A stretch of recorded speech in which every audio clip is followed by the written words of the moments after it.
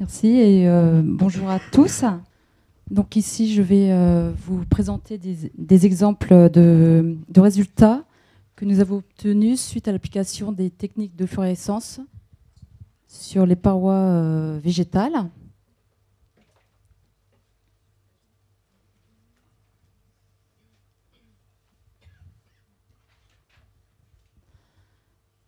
Donc, les ressources énergétiques fossiles étant aujourd'hui présentes de façon de moins en moins abondante, avoir recours à de nouvelles ressources est aujourd'hui une nécessité.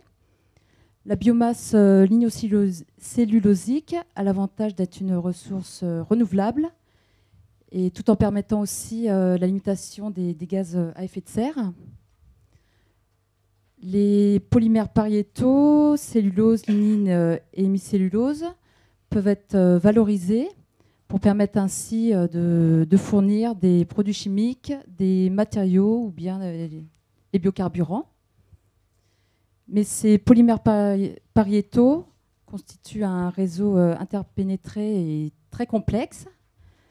Les microfibrilles de cellulose, qui contiennent des zones cristallines ou des zones amorphes, sont entourées par les polymères lignine et hémicellulose, avec en plus la mise en place de diverses interactions et des liaisons covalentes. Et ces polymères se présentent sous différentes variabilités chimiques.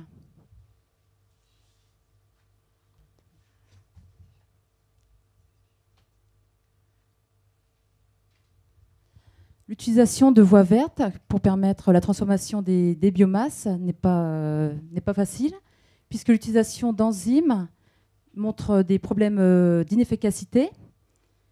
Et on observe aussi des contraintes d'accessibilité, puisqu'il y a des interactions non spécifiques des enzymes avec le milieu et aussi des problèmes de porosité, ou bien les deux. Une solution à cela, c'est d'utiliser des pré-traitements physico-chimiques qu'on va appliquer sur la biomasse, ce qui va permettre ainsi de fragiliser les structures et permettre aux enzymes de pouvoir accéder jusqu'à leur substrat.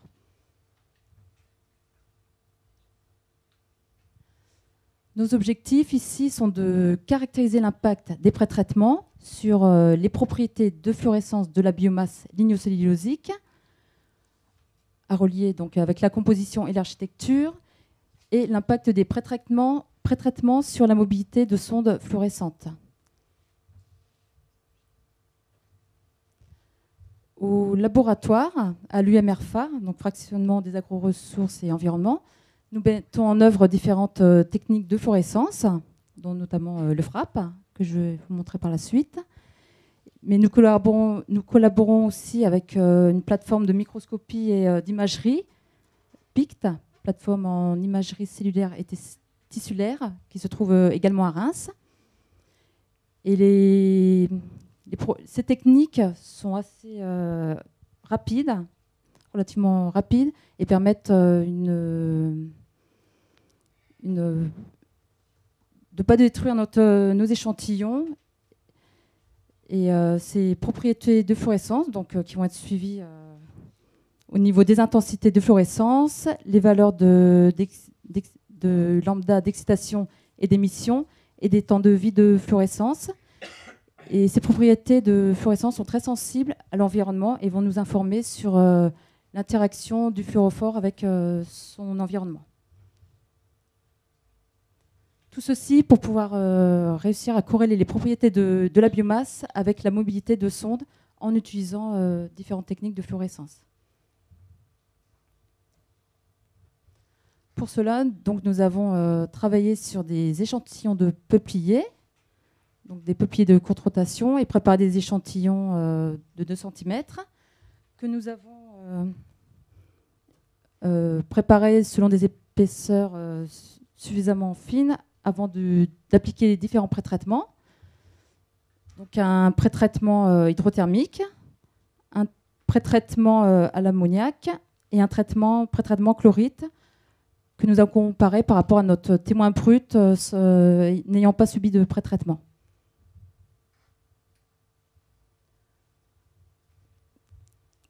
voyons l'ensemble des résultats que nous avons obtenus. Avec tout d'abord, nous avons réalisé des mesures d'autofluorescence par excitation dans l'UV, donc avec ici notre témoin et nos différents pré-traitements. Et ce que nous observons ici, c'est une diminution de l'intensité globale au niveau de nos structures. Donc, ce sont des observations réalisées sur coupe transversale de peupliers. Et nous avons observé au niveau du xylème. Et ce que nous voyons, c'est notamment après le traitement chlorite, une diminution de notre intensité, ce qui nous montre que nous avons perdu une proportion de nos lignines. Pour compléter ces premières observations, nous avons utilisé aussi la technique d'immunomarquage, avec ici un exemple d'immunomarquage en utilisant un antixylane. Et les incubations secondaires ont été réalisées avec un Alexa 488. Et les observations de la fluorescence montrent que nous avons, suite au pré-traitement O170, une diminution de notre marquage. Ce qui nous renseigne qu'après ce pré-traitement, nous avons perdu une proportion globale de nos hémicelluloses, de nos xylanes.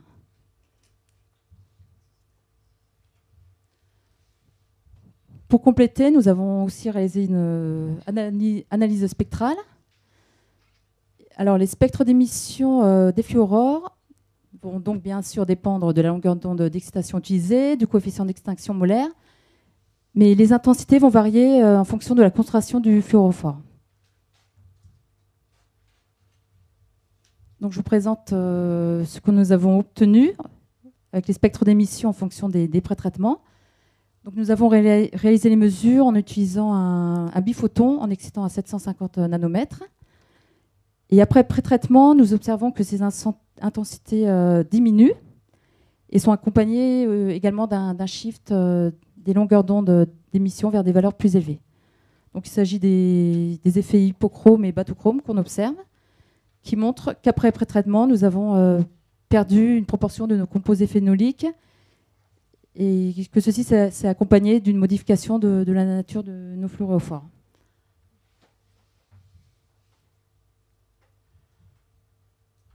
Nous avons utilisé la technique FLIM. Et donc, les temps de vie mesurés, donc ça a déjà été expliqué, je ne vais pas revenir dessus, mais les temps de vie vont correspondre à la durée pendant laquelle le fluorophore va rester dans son état excité.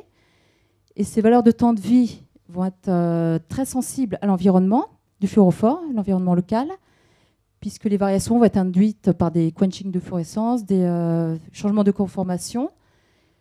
Mais par contre, c'est, comme il a déjà été dit, que ces concentrations ne vont pas influer sur les variations de temps de vie. Donc, l'utilisation de la technique FLIM sur nos parois au niveau du xylème nous a permis d'avoir une analyse plus fine, puisque nous avons pu observer des coins de cellules du xylème et des parois secondaires.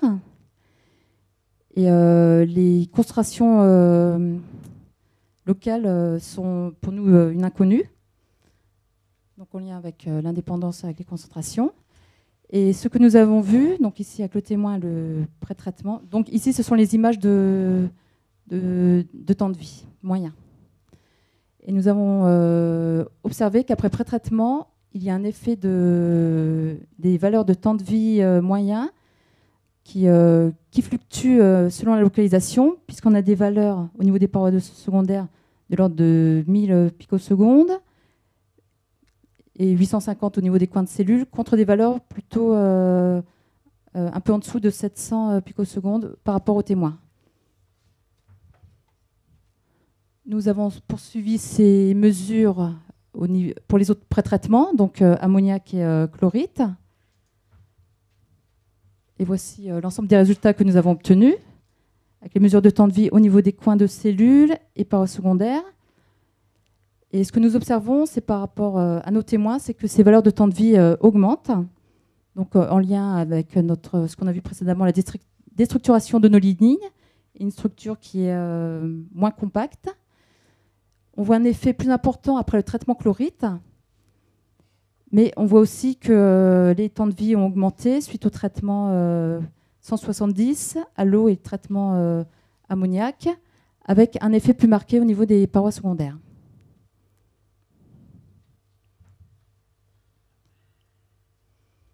Ensuite, nous avons utilisé la technique de frappe.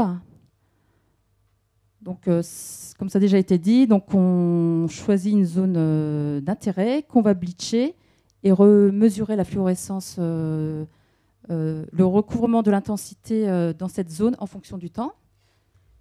Et juste pour vous montrer des exemples de cinétique que l'on obtient. Donc, acquis ici un exemple de cinétique très rapide. Et ici, une autre cinétique moins rapide et une fraction mobile réduite, à peu près de 50%, puisque nous ne retrouvons pas au niveau du plateau une intensité similaire à l'intensité avant le bleach, au niveau du pré-bleach. Et dans notre cas, c'est plutôt des cinétiques de ce type que nous avons au niveau des parois. Et l'analyse de ces courbes va permettre d'obtenir différents paramètres. Et pour pouvoir calculer donc, les coefficients de diffusion, ces coefficients qui vont nous renseigner sur l'encombrement et les interactions, et la fraction mobile qui va nous renseigner sur la compartimentation du milieu.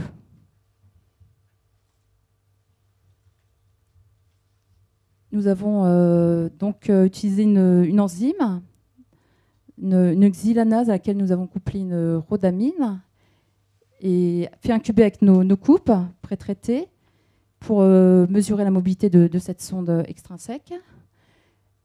Nous avons également bleaché donc des parois secondaires et bleaché des coins de cellules. Et voici donc les résultats de diffusion que nous avons obtenus donc, par rapport à notre contrôle qui est ici. Et contrairement à ce qu'on aurait pu s'attendre, c'est-à-dire voir des valeurs de diffusion augmentées après pré-traitement déstructurant sur nos parois, on observe plutôt des variations de ces coefficients de diffusion qui augmentent ou diminuent et qui montrent un impact distinct de la diffusion de notre sonde en fonction du pré-traitement utilisé, mais aussi de la localisation. Ce qu'on voit surtout, c'est que c'est suite au traitement chlorite que ces valeurs de diffusion sont le plus impactées, en lien donc à des interactions dues à la réorganisation de nos structures.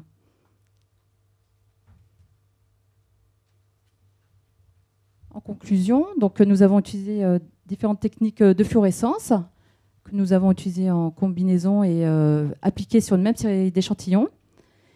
Et l'analyse des sondes fluorescentes nous a permis de révéler notre architecture de nos parois. Nous avons vu donc, par frappe que la diffusion des enzymes n'a pas été améliorée, favorisée, suite à la diminution de notre proportion en lignine. Et on a vu un impact plus important au niveau des parois secondaires par rapport aux coins de cellules. Et enfin, la réorganisation locale des polymères entre interaction hémicellulose et lignine impacte fortement la diffusion. En perspective, nous avons aussi commencé, c'est d'analyser d'autres biomasses et d'utiliser d'autres sondes fluorescentes. Et nous avons aussi une thèse qui a démarré, donc c'est tout récemment, donc en octobre. C'est la thèse de Michael Herbeau, et donc qui porte sur la corrélation de mobilité de sonde et rendement de saccharification. Et je vous remercie pour votre attention.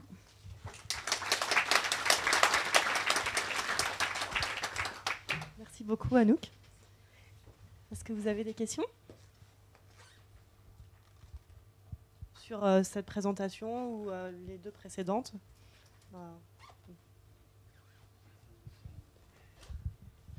J'ai pas tout. Il y a des trucs qui ont dû m'échapper là. Parce qu'en fait, à un moment, tu fais des mesures d'intensité. Et donc, tu dis que l'intensité est directement reliée à la concentration, sauf que tu as le rendement quantique qui est lié à la durée de vie. C'est-à-dire que tu Oui. joues. Donc, à un moment, tu dis, par exemple, tu regardes aux UV, c'est à 405, tu fais des images à 405 pour l'autofluorescence dans les On est un peu en Bon. dessous, on a 300... Ah, vous êtes dessous, hein, d'accord. Ah, oui, non, plutôt Parce que autour tu de parles 400, de oui. là, tu as à la fois les lignines, mais tu as des L'ensemble de phénylpropanoïdes qui sont composés pas... phénoliques, ouais, c'est ça, ouais. Voilà, ils sont pas forcément associés aux lignines, quoi. Ouais, C'est-à-dire c'est déjà. l'ensemble des composés phénoliques. Et le fait que tu vois des durées de vie qui changent, aurait tendance à te dire que c'est peut-être pas la concentration qui change, Ah, il y a plusieurs effets mais que c'est observés, oui. que c'est la qualité ou l'environnement qui change, quoi, en tout cas, puisque tu changes le rendement quantique. Oui, c'est ça, c'est l'environnement que nous avons modifié suite à la déstructuration avec la mise en place de nouvelles interactions. Après, au niveau composition et architecture, c'est ça ce que j'ai du mal, c'est qu'est-ce que les durées de vie je trouve ça très intéressant parce que Oui. j'avais essayé, moi, et j'ai pas compris ce que je faisais. Donc, quelle information tu en sors, en fait, au niveau de ta paroi? Parce que tu fais tes différents traitements, là. Oui.